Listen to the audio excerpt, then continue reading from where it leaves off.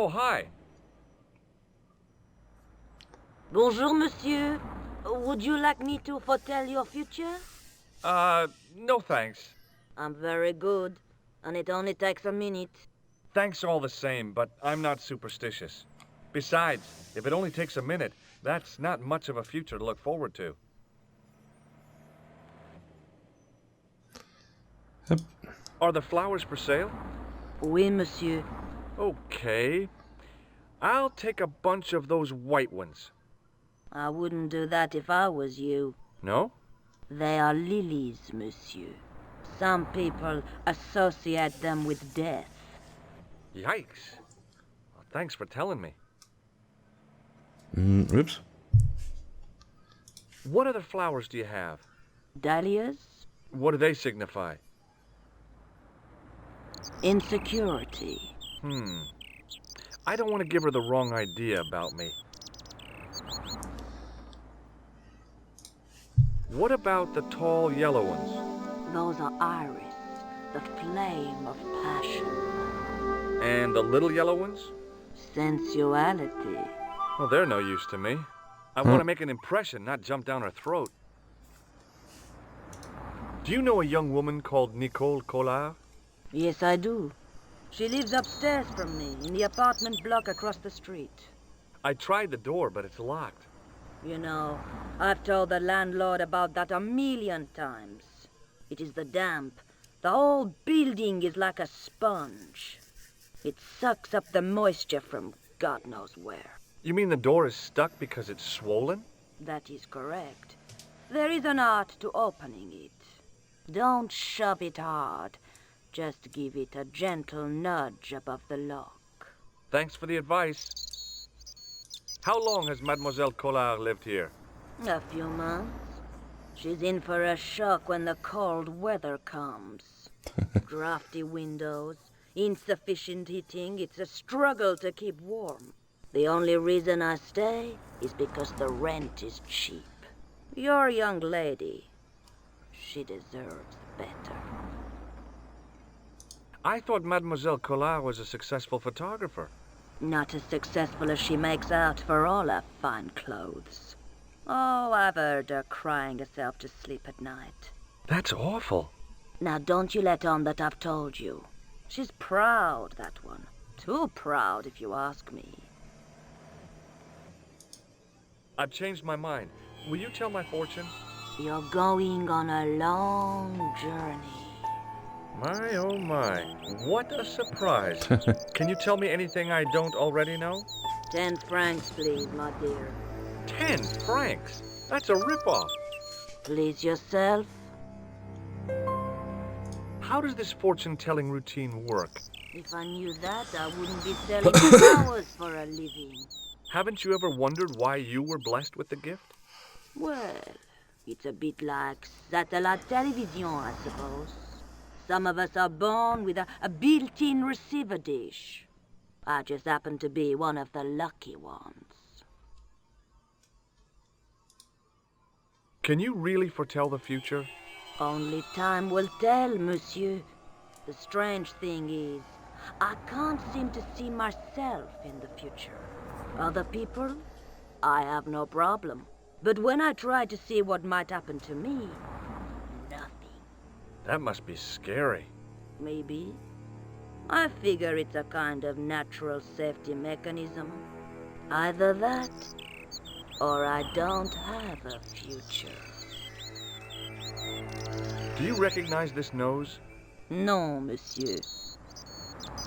What do you make of this tool? Is it something a dentist would use? No, it's for raising manhole covers. Formidable. Why would a dentist use something that What big? can you tell me about this material? It's a very expensive piece of cloth, monsieur. What can you tell me about this tissue? Nothing? See you later. That's right, monsieur. You will.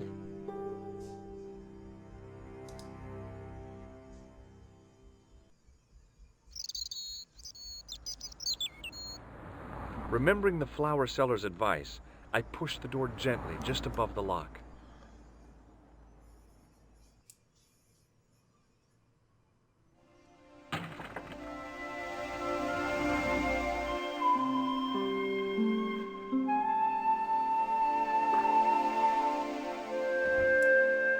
Did he just let himself into her apartment? Bonjour. I'm glad you could make it, monsieur. Please, call me George. Fine. I'm Nicole. Take a seat, George.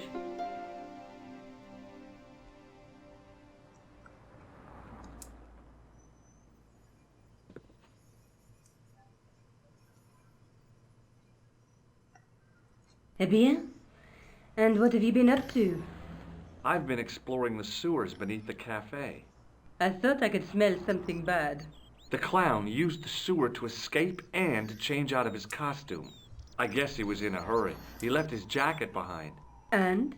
I got his tailor's phone number.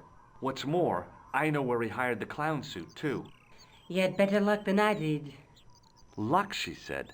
Luck! Hard work, I'd call it. What happened? I took my photographs to the editor, but he wasn't interested. Can you believe it? He told me to drop this story. But you're not about to do that. Oh no. I am going to find out what's behind these killings. You know what I think? It's a conspiracy. The police in 3 different countries have kept very quiet about the murders. The press don't connect them at all. They blame them on political, religious, or militant minority extremists. Well, that covers just about everyone. How did Plantow get your name? Well, the newspaper, La Liberté, had written an article linking 2 unsolved murders, one in Italy and the other in Japan. The cases were remarkably similar. A wealthy victim, no apparent motive, and a costume killer.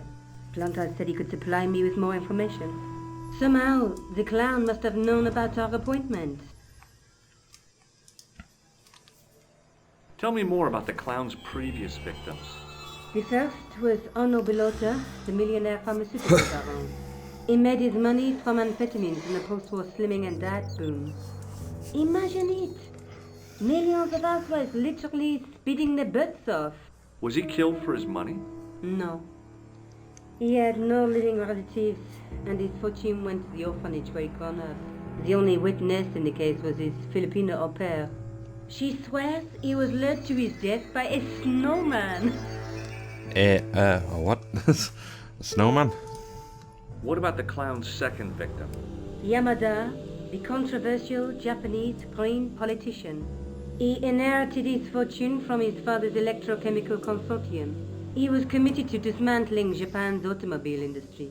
I can't see him gaining much support with a loony policy like that. Yamada was a man of vision. He was years ahead of his time. If you say so. How did he die? At the hands, or should I say, flippers, of a giant emperor penguin. A snowman, a penguin, and now a clown. You know, I hate to admit it, but this is scary. And I'll tell you what, I won't be accepting any invitations to costume parties. I don't blame you for being scared. I am too. But this story could be my only chance of a big break. Or a premature death. You speak very good English for a French girl. Thanks. You speak very good English from America. I found this false nose.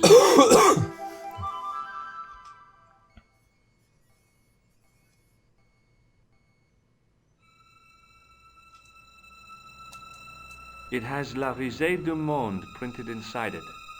The laughing stock of the world. It's a costume shop near the Gare Saint-Lazare. I'll check it out. Maybe the owner remembers who hired the clown costume. Why don't you put it on, Georges? No way am I wearing this. I'd look really stupid. Besides, you might have had a cold.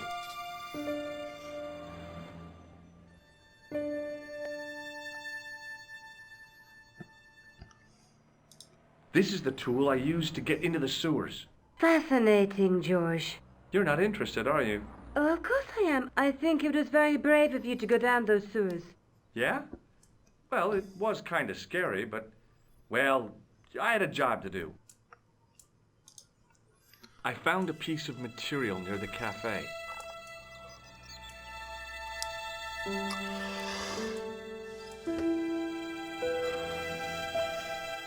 When I showed it to the concierge, he recognized it right away. It's very distinctive, all right. Just wait until you see this. I developed the film I shot at the cafe. Here, George, it's an enlargement I made.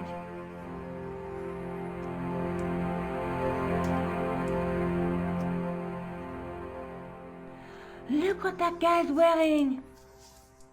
Checkered pants. The same material as I found in the sewer. That's right. This guy shouldn't be difficult to find. Oh no? Take a close look at his left cheek. A scar. In the shape of a horseshoe.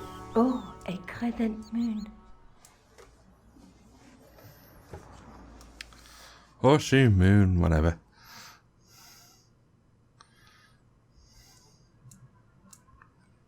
I found this tissue down the sewer.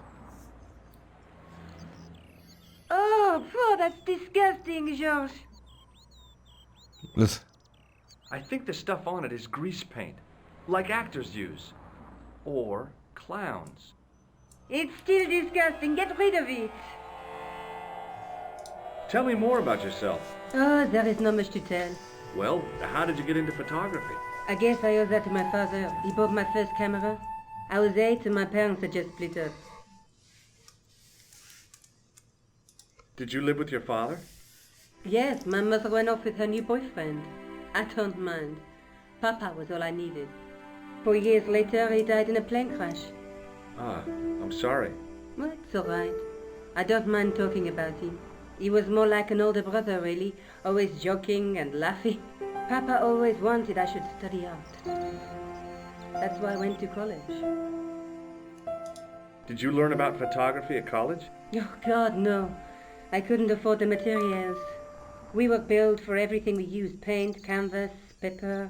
Most of my year turned to minimalism. It was cheaper. I used to go poaching in the park for squirrel hair. The only time I wasn't hungry was the term I did printing. I used to eat the potatoes. You're making fun of me, aren't you? Oh, no. What? Do you have a boyfriend? That's none of your business. May I use your telephone? Sure, go ahead. Thanks. I don't think I can speak to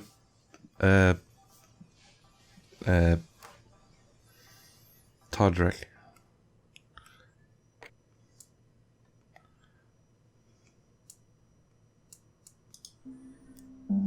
Hello? Who is this? Mr. Todrick? Oh, it's you again. What now? Did you make a suit for a man with a scar on his face?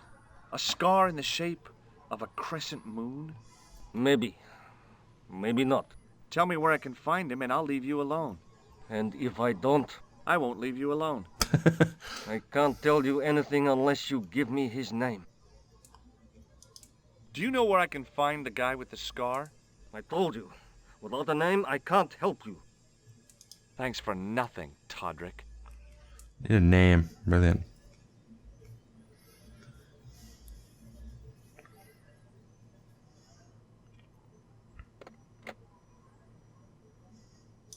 I'm going back out to search for that clown. Where? I guess I could visit the costume shop. Good idea.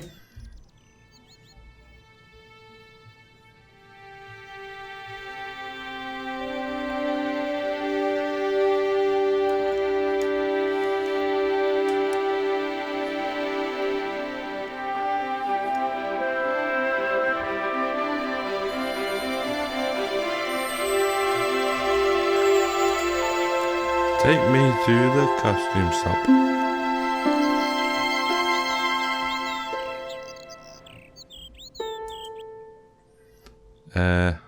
That one, isn't it?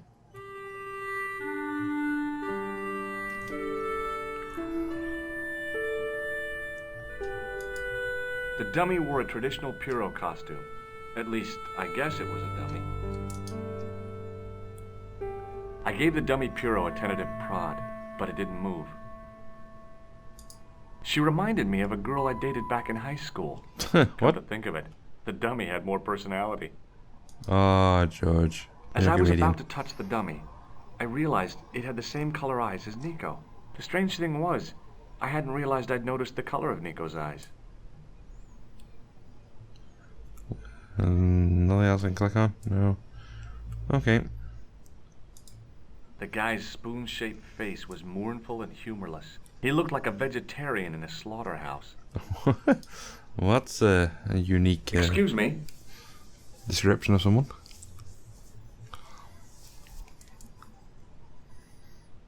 Bonjour, monsieur. Please, come in. Welcome. Leave the mundane world behind, for in these four walls, fantasy is king. I don't want a costume. Didn't you ever dress up when you were a child? Not that I remember. Incredible! You'll be telling me next that you never shared your elder sister's lingerie. I don't have a sister, and I think I'd look pretty silly in a brassiere. I just need some information.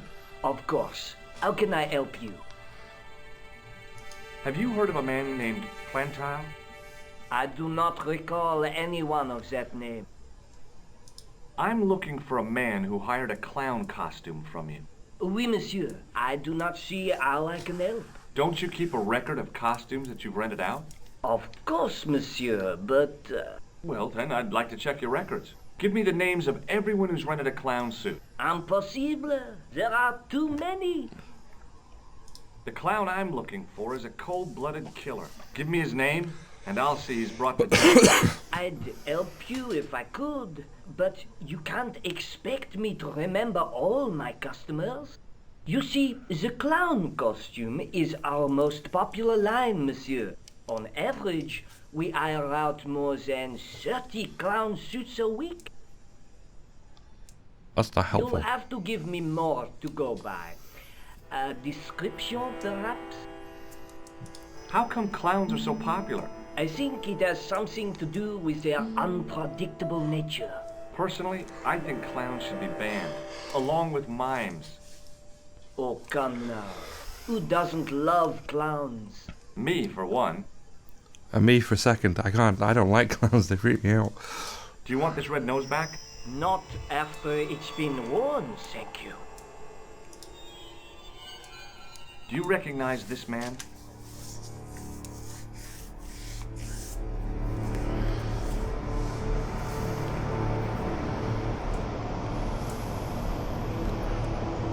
Ah, oui, he was here this morning.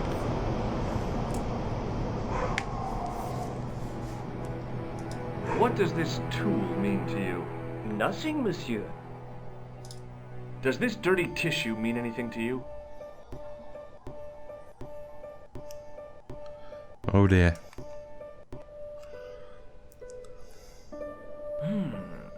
Let me smell that.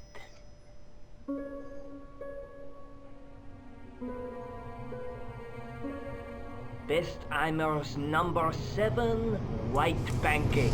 Theatrical grease paint, right? Oui, monsieur. La crème de la crème of Thespian accoutrement. Have you sold any of it recently? Yes, 2 cans. Are you sure this is the man who bought grease paint? Oui, monsieur. He chose 2 costumes. Bozo the clown and Seamus the pixie. A pixie? Very smart. Green silk with a taffeta lining. He gave me his name as Monsieur Khan. Thanks for your help, buddy. My pleasure, monsieur. Allow me to shake you by the hand. Huh? Well, okay.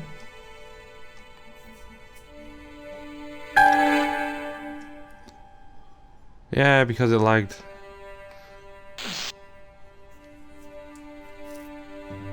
Stupid. What are you trying to do, kill me? You did not find it amusing? I never saw the funny side of electroshock therapy. Eh bien, it is yours to keep.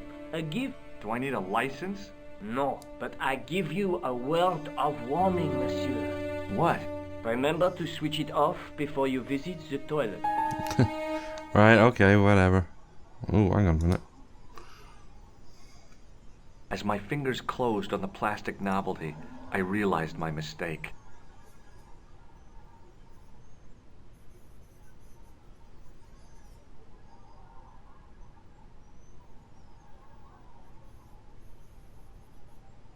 It was a novelty, all right, but it wasn't plastic. The sight of the dog waste set my stomach churning again. I quickly looked away. There's no phone in here. Hang on a minute, what's that?